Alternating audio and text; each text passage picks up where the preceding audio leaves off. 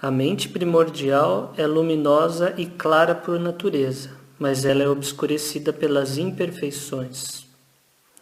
Luminosa, Bicos, é a mente, e ela é contaminada pelas corrupções adventícias.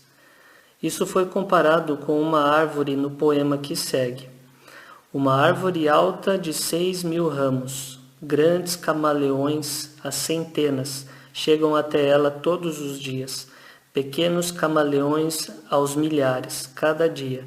Se o dono não tomar cuidado, eles vão trazer cada vez mais amigos todos os dias. Isso pode ser explicado da seguinte forma. Uma árvore alta de 6.000 ramos, se cortarmos os 3 zeros, isso nos deixará os 6, que representam as 6 portas dos sentidos, a entrada para os camaleões, isto é, as coisas que são impostoras, que não são genuínas. As impurezas não são genuínas. Elas simplesmente são coisas que vêm à deriva pelas portas dos sentidos a centenas e milhares. Além disso, as impurezas que não surgiram ainda vão surgir cada vez mais enquanto não encontrarmos meios de retificar a natureza da mente. A mente é algo mais luminoso que qualquer outra coisa, mas por causa dos impostores, essas impurezas e contaminações a obscurecem. Ela perde a sua luminosidade, assim como o sol quando é obscurecido pelas nuvens. Não pensem que o sol entra atrás das nuvens. Ao invés disso, são as nuvens que vêm à deriva e obscurecem o sol. Portanto, os meditadores, ao entenderem dessa forma, sempre deveriam se livrar desses impostores, analisando-os sabiamente, assim como foi explicado nas estratégias para o puro insight. Quando eles desenvolvem a mente ao estágio da mente primordial, isso irá significar que todos os impostores estarão destruídos, ou então que as coisas impostoras não serão capazes de alcançar a mente primordial, porque a ponte que permitia o acesso foi destruída. Mesmo que a mente ainda possa ter algum contato com as preocupações do mundo, seu contato será similar ao de uma gota de água rolando sobre uma pétala de flor de lótus. O autotreinamento de um meditador tem de ser adequado ao seu temperamento. Um famoso treinador de cavalo aproximou-se do Buda e perguntou como ele treinava seus discípulos. O Buda respondeu, perguntando ao treinador como ele treinava cavalos. O treinador respondeu que haviam 4 tipos de cavalos. Primeiro, os fáceis de domar. Segundo, os de tipo intermediário. Terceiro, aqueles que são genuinamente difíceis de domar. E quarto, aqueles que não podem ser domados de forma alguma e têm que ser sacrificados. O Buda respondeu, eu também faço assim.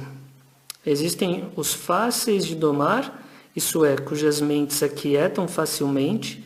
Estes deveriam comer comida suficiente apenas para nutrir o corpo.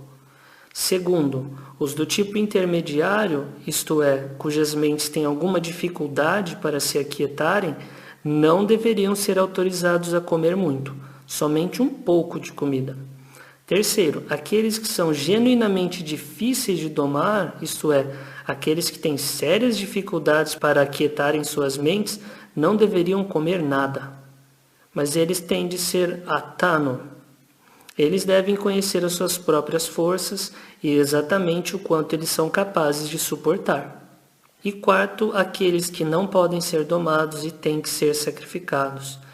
Isto é, aqueles considerados padaparama, que não poderão subjugar suas mentes de forma alguma.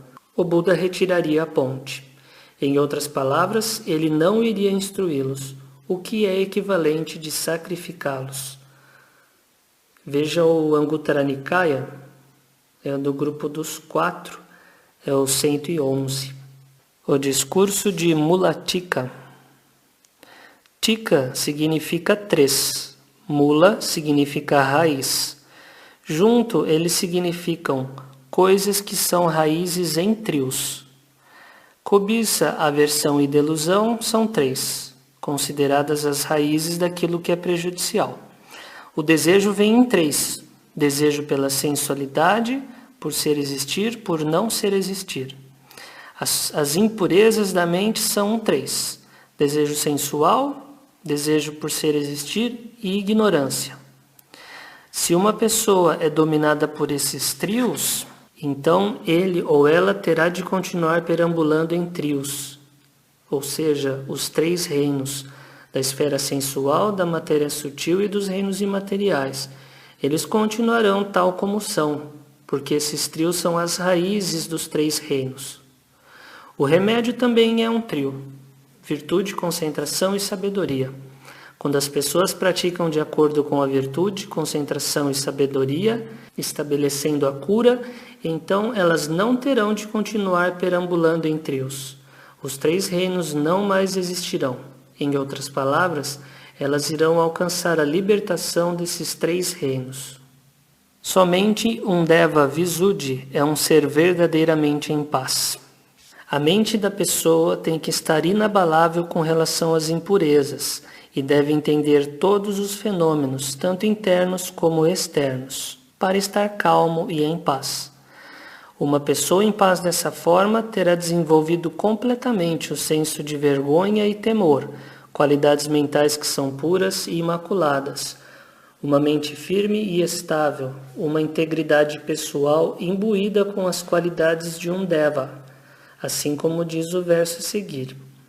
Devas por nascimento, os habitantes dos reinos celestiais estão repletos de prazeres sensuais e têm a inquietação como impureza. Como eles podem estar em paz?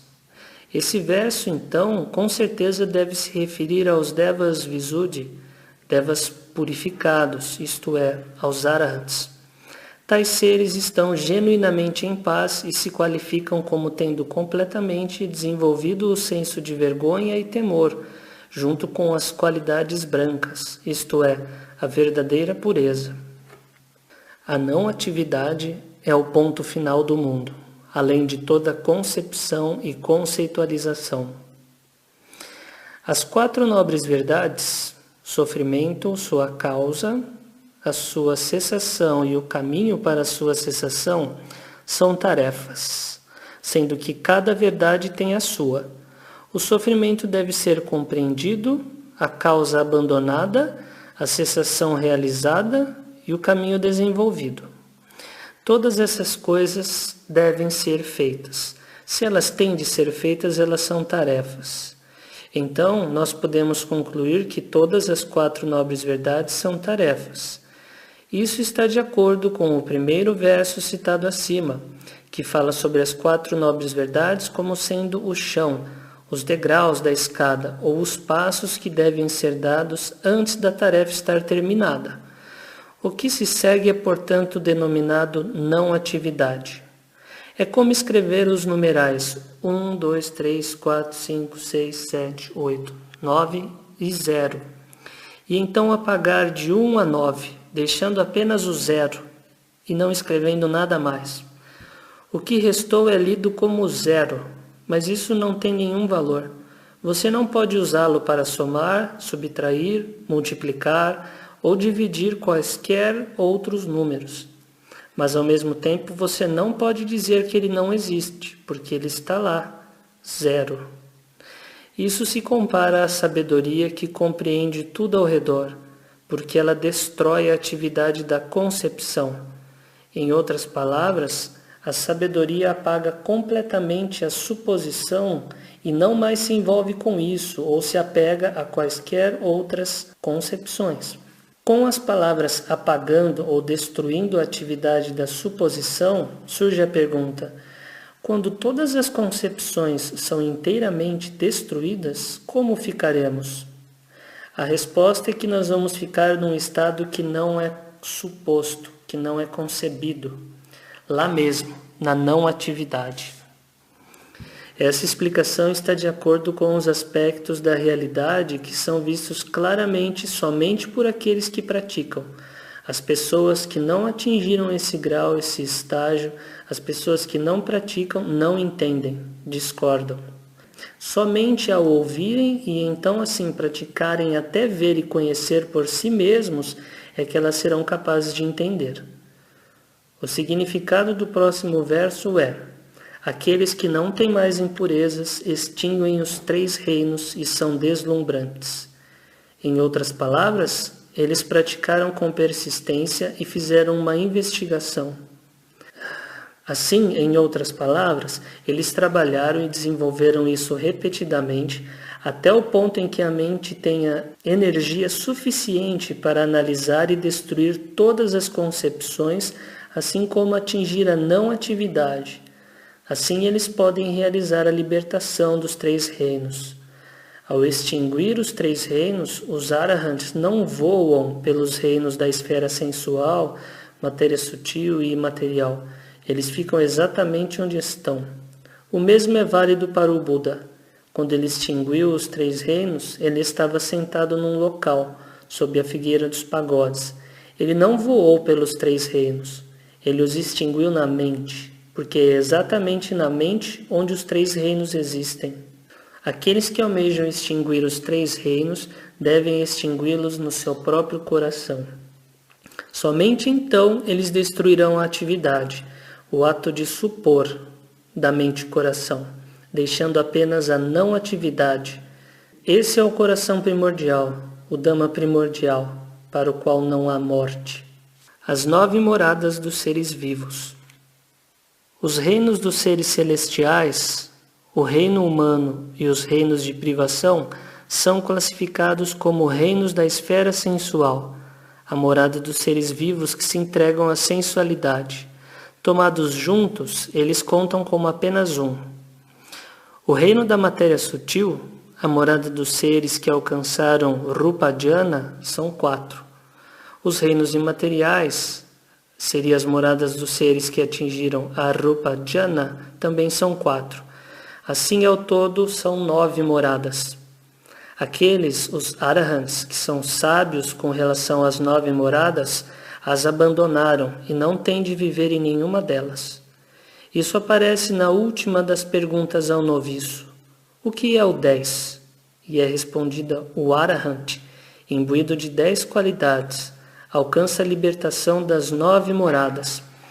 Isso pode ser comparado a escrever os números 1, 2, 3, 4, 5, 6, 7, 8, 9 e 10. De 1 a 9, temos números que podem ser contados, nomeados, somados, subtraídos. Já para o 10, o 1 e o 0, quando apagamos o 1, porque ele está repetido, ficamos com o 0. Se usarmos o 0 para adicionar, subtrair, multiplicar ou dividir, ele não irá aumentar o valor desse número. E o 0 por si só não tem valor nenhum. Mas você não pode dizer que ele não existe, porque ele está lá.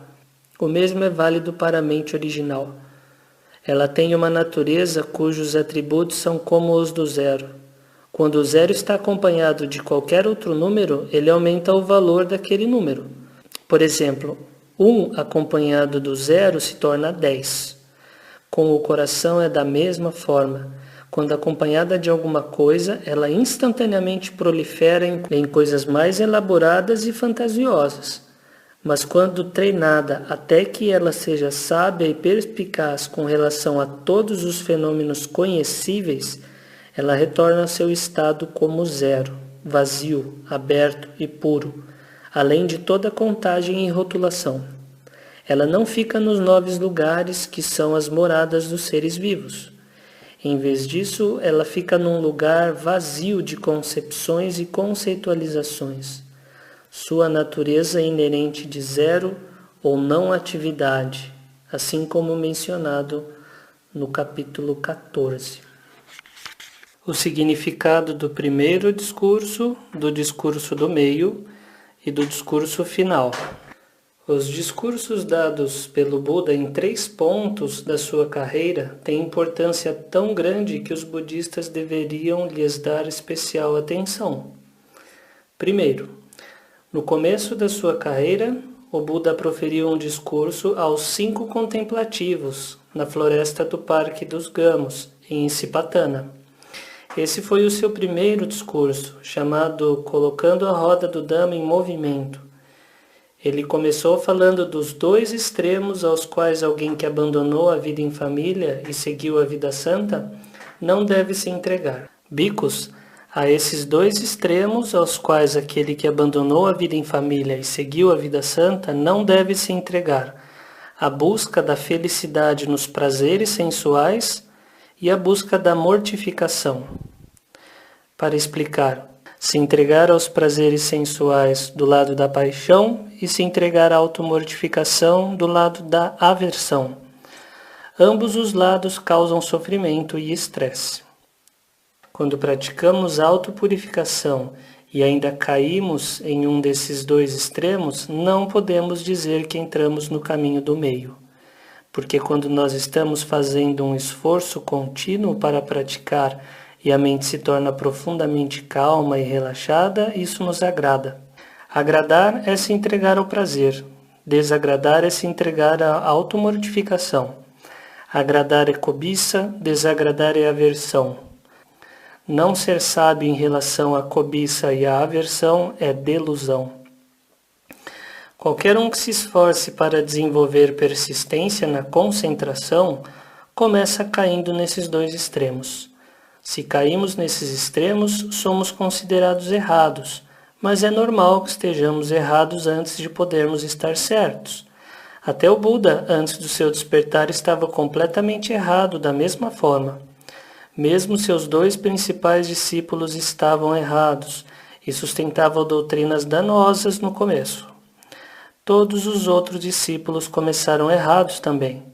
Mas quando o Buda veio e seguiu o caminho do meio, ao meditar sob a figueira dos pagodes, depois de alcançar os dois primeiros conhecimentos nas duas primeiras vigílias da noite, recordação de vidas passadas e o conhecimento da morte e renascimento dos seres vivos, ele alcançou o terceiro conhecimento na vigília próxima ao amanhecer, o conhecimento do fim das impurezas mentais.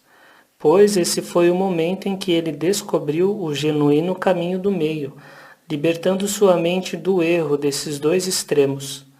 Liberto do clã, classe, moradas, linhagem, legado, convenções, suposições. Ele atingiu o clã, classe, morada, linhagem e legado dos nobres. Os nobres discípulos vieram a entender seguindo o Buda, agindo de acordo com o conhecimento do fim das impurezas mentais e alcançando a libertação do erro, tal como ele alcançou.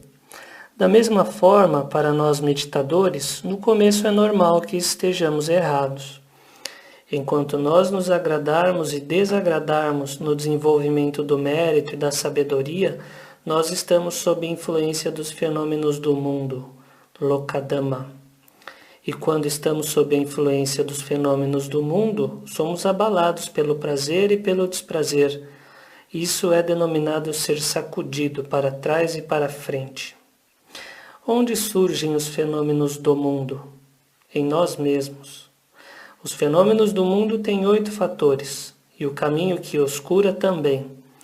O caminho óctuplo é a cura para os 8 damas mundanos. Assim, o Buda ensinou o caminho do meio para curar esses dois extremos. Uma vez que tenhamos nos curados desses dois extremos, entramos no nobre caminho, atravessando as torrentes do mundo, com a mente Chago, Patini Sago, Muti Analayo, abrindo mão, descartando, libertando, desapegando. Para resumir, enquanto esses dois extremos estiverem nos corações, vocês não estarão na trilha certa. Mas quando o coração alcança a libertação desses dois extremos, vocês se tornam inabaláveis, livres das impurezas e seguros da torrente. Por isso que o discurso colocando a roda do Dhamma em movimento é tão importante. Quando o Buda explicou colocando a roda do Dhamma em movimento, isso fez com que os elementos do mundo tremessem. E quando a mensagem é tão significativa, o que mais eles poderiam fazer além de tremer? Os elementos do mundo não são nada além desse nosso corpo. Nosso corpo é formado pelos elementos do mundo, e ele treme, porque a mente vê algo que jamais tinha visto antes. O fato da mente ser liberta desses dois extremos é que faz os elementos do mundo tremerem. Eles tremem porque a mente não voltará a lhes dar surgimento. No ponto médio da carreira do Buda, ele discursou a exortação do Patimokkha para uma assembleia de 1.250 arahants no Santuário dos Esquilos, em Rajagara. Um dos pontos importantes era: elevem a mente. Esse é o ensinamento dos Budas. Para elevarmos a mente, temos de estar calmos e em paz. Quando estamos imbuídos de desejo, cobiçosos, empenhados e deludidos, como podemos estar calmos e em paz? Precisamos praticar adotando a disciplina como nosso ponto de partida e desenvolver nossa meditação, começando com meditação andando e sentada. Devemos trabalhar na investigação dos fundamentos da atenção plena e desenvolvê-los repetidamente, começando mantendo-nos atentos ao corpo como nosso fundamento da atenção plena. No começo devemos contemplar as partes do corpo por meio de parikama savana, isso é, por meio de conjecturas. Aquela parte é daquela forma e esta é dessa, porque se nós o fizermos com atenção plena, com plena consciência, a mente não irá vagar para longe do corpo e se aquietará facilmente. Quando praticamos parikama savana repetidamente, um ugaha nimitta irá surgir. Deveríamos então dominar esse estágio até que alcancemos patibhaga, analisando a visão de suas partes. Quando dominarmos patibhaga completamente, teremos então a meditação de insight. Então desenvolveremos a meditação de insight ao nível mais profundo para que a mente alcance Titibhutam, assim como foi discutido nas estratégias para o puro insight. Isso é o que se quer dizer com prática. Quando tivermos praticado, iremos cruzar para além. É por causa da completa realização da prática que cruzamos para além, isto é, para além do mundo.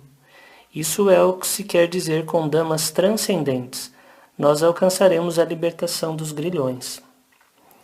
Portanto, a mensagem do discurso médio é significativa, porque tem como meta a libertação. No fim da sua carreira, quando ele estava prestes a realizar o Parinibbana, o Buda deu seu discurso final em meio a uma assembleia de nobres discípulos no bosque das árvores sal dos Malyas, em Kusinara, dizendo: Bhikkhus, esforcem-se pelo objetivo com diligência. Investiguem que as coisas condicionadas surgem e depois se dissolvem. Quando vocês investigarem dessa forma, vocês compreenderão tudo completamente. Isso foi tudo o que ele disse, e nunca mais disse mais nada. Esse foi considerado o discurso final. Para explicar o significado, onde as coisas condicionadas surgem? O que são as coisas condicionadas? Coisas condicionadas surgem em nossas próprias mentes. Elas são o efeito ou condição da mente que dá origem a todas as concepções. Essas fabricações são as culpadas que supõem e formulam tudo no mundo. Na verdade, as coisas do mundo, nas suas propriedades elementares como fenômenos, simplesmente são da forma como são. A terra, árvores, montanhas, céu, o brilho do sol não dizem que são alguma coisa. Mesmo o corpo humano, que é composto pelos elementos do mundo, não diz ser isso ou aquilo. As fabricações mentais são as culpadas por moldar essas coisas como sendo isto ou aquilo. E nós corremos atrás daquilo que elas dizem ser verdade, agarrando todas essas coisas como sendo nossas ou nós mesmos. Cobiça, raiva e delusão então surgem, fazendo com que a mente primordial vagueie, deludida em busca de nascimento, envelhecimento, doença e morte, andando em círculos incansavelmente, através de inumeráveis estados de vir a ser e nascimento. Tudo devido à incitação das fabricações mentais. Essa é a razão por que o Buda nos ensinou a contemplar as formações mentais como impermanentes e causadoras de sofrimento. Continuamos nisso até que vejamos completamente e com clara compreensão que surge como fruto do desenvolvimento anterior de Patibhaga, até que a mente penetre Bhavanga Chitta, seu estado subconsciente. Quando a corrente de Bhavanga desaparece, um entendimento genuinamente intuitivo vai surgir no coração. É simplesmente assim que eles são, impermanentes e causadores de sofrimento. Quando dominarmos e vermos com clareza e distinção, seremos então sábios em relação às fabricações mentais. As fabricações mentais não mais serão capazes de moldarem a mente ao vir a ser que surge incessantemente. Assim como no verso, quando as fabricações mentais não puderem mais moldarem a mente não se torna nascida. Ela é sábia em relação a todos os damas conhecíveis, e assim estará calma e em paz, realizando a libertação. As palavras do discurso final são realmente importantes. Elas podem fazer com que a pessoa que as investiga alcance o último estágio do despertar. Essa é a razão por que o Buda parou de falar após isso e não disse nada mais. Os discursos dados nesses 3 pontos da carreira do Buda têm uma importância que supera qualquer outro que ele tenha dado. O primeiro discurso visa a libertação, o discurso do meio visa a libertação, o discurso final visa a libertação. Dessa forma, todos os 3, sem exceção, visam nada além da libertação. Os arahants de todos os tipos alcançaram ambas a libertação através da concentração e a libertação através da sabedoria, tendo desenvolvido o triplo treinamento até a sua conclusão. Eles permanecem sem impurezas, tendo alcançado a libertação através da concentração e a libertação através da sabedoria realizada e verificada por eles mesmos no aqui e agora. Esse trecho do cânone mostra que os arahants, não importa o tipo, alcançam ambas a libertação através da concentração e a libertação através da sabedoria, livres de impurezas no presente. Não são feitas distinções dizendo que um grupo alcança a libertação somente através da concentração ou somente através da sabedoria. A explicação dada pelos comentaristas, que a libertação através da concentração pertence aos arahants, que primeiro desenvolvem a concentração, e que a libertação através da sabedoria permanece aos arahants de insight seco, que desenvolvem apenas o insight sem antes desenvolverem a concentração, vai na contramão do caminho. O óctuplo caminho inclui ambos, entendimento correto e concentração correta. Para uma pessoa realizar a libertação, ela tem de desenvolver todos os 8 fatores do caminho. Caso contrário, ela não poderá alcançar a libertação. O triplo treinamento inclui tanto concentração como sabedoria. Uma pessoa que deseja alcançar o conhecimento do fim das impurezas mentais tem que desenvolver as 3 partes do triplo treinamento completamente. Ou seja, os 4 dhyanas são extremamente necessários para conhecer e ver as coisas como elas realmente são e se desapegar. Esta é a razão porque se diz que todos os tipos de arahants alcançaram ambas a libertação através da concentração e a libertação através da sabedoria. E aqui se encerra a leitura do Muttodaya, o Coração Liberto, Ensinamentos de Ajahn Mun. Obrigado.